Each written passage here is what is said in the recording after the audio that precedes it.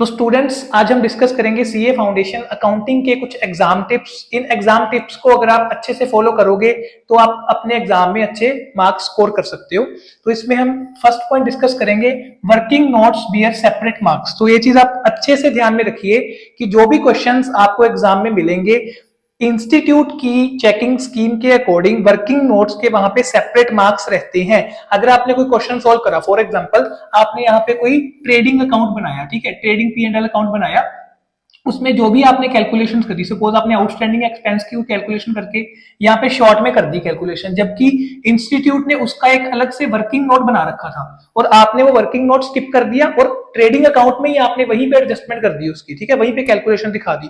तो जो चेकर होगा वो आपको वहां पे ट्रेडिंग अकाउंट के मार्क्स तो दे जाएगा, बट लास्ट में जो वर्किंग नोट को 1 या 2 मार्क इंस्टीट्यूट की स्कीम के अकॉर्डिंग अपोर्शन हुए होंगे वो आपको मार्क्स नहीं मिलेंगे। तो कोशिश करिए जो भी कैलकुलेशन आपने करी उसके लिए आप अलग से सेपरेट वर्किंग नोट्स जरूर बनाइए। Second point, right question numbers in the middle and draw line after each question. जैसे ये आपकी शीट है तो आप क्वेश्चन नंबर को ऐसे मिडल में लिखिए। जैसे क्वेश्चन 5 आपने स्टार्ट करा तो क्वेश्चन नंबर 5 यहाँ पे मिडल में लिखिए, ना कि ऐसे साइड पर। ये मैंने क्यों बोला, इससे क्या होता है, कई बार जो चेकर होता है जब वो क्वेश्चन चेक करता है तो उसको कई बार पता नहीं चलता कि आपने नेक्स्ट क्वेश्चन स्टार्ट कर लिया, तो 2 क्वेश्चन इकट्ठे चेक कर देगा और लास्ट में आपको एक ही क्वेश्चन के मार्क्स दे देगा। बट अगर मिडल में क्वेश्चन नंबर लिखा होगा तो उससे उसको अच्छे से आइडेंटिफाई हो जाएगा कि आपने नेक्स्ट क्वेश्चन स्टार्ट कर लिया। सेकंड चीज, आपको हर क्वेश्चन के बाद एक ऐसे पेंसिल से लाइन ड्रॉ करनी है जिससे वो थोड़ा और आइडेंटिफाइड हो जाए कि क्वेश्चन नया स्टार्ट कर लिया।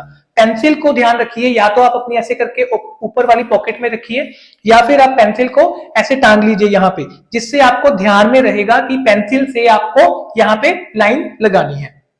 नेक्स्ट पॉइंट है, do all parts of question at one place. अगर आपने question number 5 for example start कर लिया तो तभी आपको क्वेश्चन 5 के सारे पार्ट्स इकट्ठे सॉल्व करने हैं। ये नहीं कि आपने क्वेश्चन 5 का ए पार्ट यहाँ पे सॉल्व कर दिया और क्वेश्चन 5 का डी पार्ट आप लास्ट में जाके सॉल्व करो, मतलब इकट्ठे ही आपको सॉल्व करने पड़ेंगे। 5 क्वेश्चन सारा अटेम्प्ट करने के बाद आप नेक्स्ट क्वेश्चन स्टार्ट कर पाओगे, ठीक है। ये चीज आपने अच्छे से ध्यान रखनी है, नहीं तो हो सकता है कि आपको वहां पे मार्क्स ना मिले।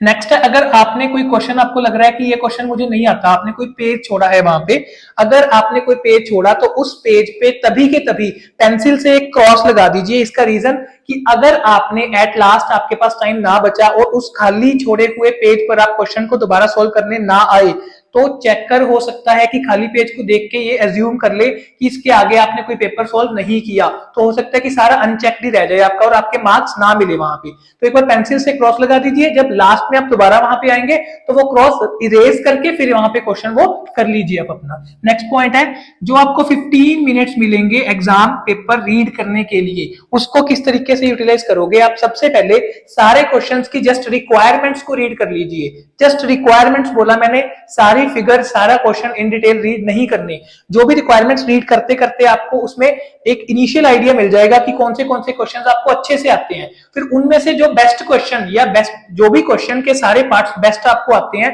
आपको ध्यान में है कि ये मैंने मटेरियल से कर रखे हैं, तो उस क्वेश्चन को फर्स्ट पेज पर करिए। इससे क्या होगा कि वो क्वेश्चन आपका शॉर्ट सही होगा और उससे आपके इंप्रेशन बेटर रहेंगे।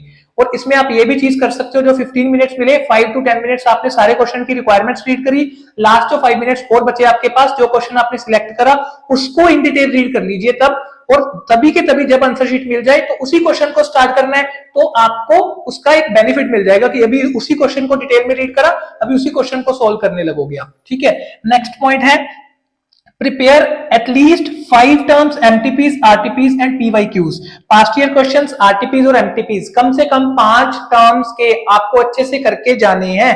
और कई बच्चे बोलते हैं कि MTPs आपको सिर्फ एक टर्म के मिलते हैं।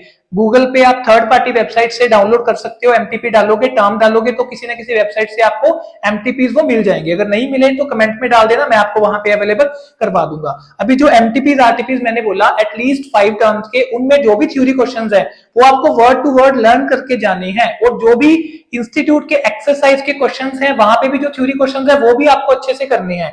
इसके अलावा जो भी थ्योरी है मटेरियल में जो चैप्टर्स हैं जस्ट उनको एक बार रीड कर लो, उनमें से क्वेश्चंस आने के चांसेस बहुत कम होते हैं। मोस्टली जो इंस्टीट्यूट के एक्सरसाइज क्वेश्चंस है और एमटीपी आरटीपी में क्वेश्चन डाले हैं उन्हीं में से थ्योरी क्वेश्चंस रिपीट होते हैं, ठीक है, ये चीज ध्यान रखना आप।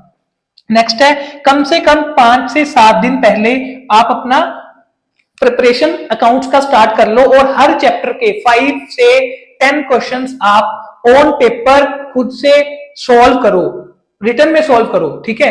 क्वेश्चंस का आपने ऑडिट नहीं करना, आपने अच्छे से क्वेश्चंस को सॉल्व करना है। 5 to 10 क्वेश्चंस हर चैप्टर के सॉल्व करोगे, फिर जब लास्ट 1 डे बचेगा जस्ट फिर एक सारे चैप्टर्स को आप जस्ट एक बार रीड कर लोगे, ठीक है जी।